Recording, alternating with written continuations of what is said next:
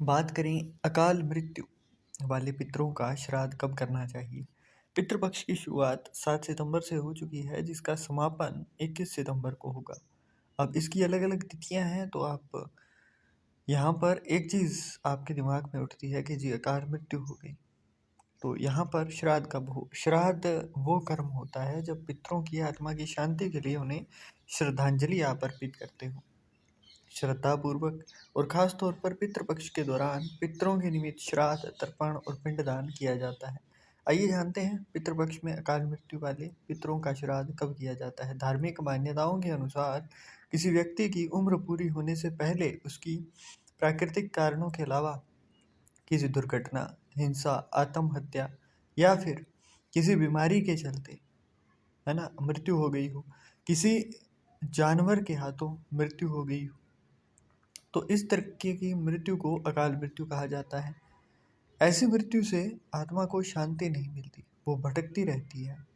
वैदिक पंचांग के मुताबिक अकाल मृत्यु, दुर्घटना, आत्महत्या आदि के शिकार हुए पितरों का श्राद्ध पितृपक्ष की चतुर्दशी तिथि जो होती है उस तिथि को किया जाता है।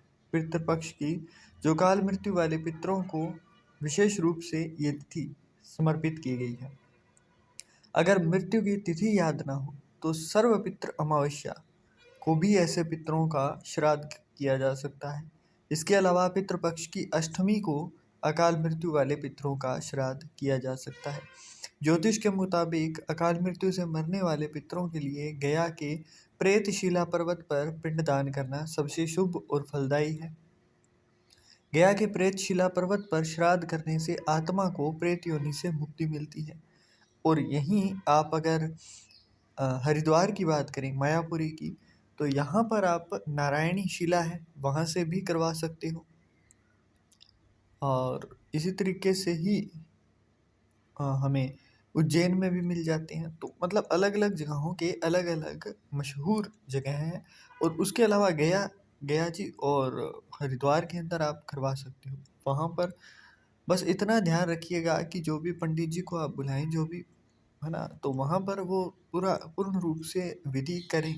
क्योंकि आजकल क्या होता है कि आपने भी जो भी खर्च हुआ वो भी किया, परंतु यहाँ पर ना कुछ छंद, कुछ चीज़ें स्किप कर देते हैं वो, क्योंकि उनको आगे से आगे यजमान होते हैं, तो वो, है ना, थोड़ा सा वहाँ पर आपको एक्टिवली ध्यान देना होगा, ताकि जब भी जैसे भी कहीं अगर लगे कि यहाँ पर भूल चूक हो रही है तो वहाँ पर आप कहेंगे। क्योंकि जब आप ये श्राद्ध और इन कार्यों को करवाते हो तो आराम से अच्छा खासा खर्चा लगता है आपका।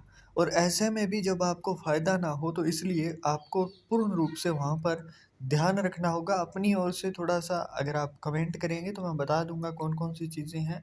आप उन चीज़ों को एक बार आंखों में से निकाल लीजिएगा, तत्पश्चात आप करवाइएगा, ताकि खर्च भी हो तो वो उसका ना पूरा फ़ायदा मिले।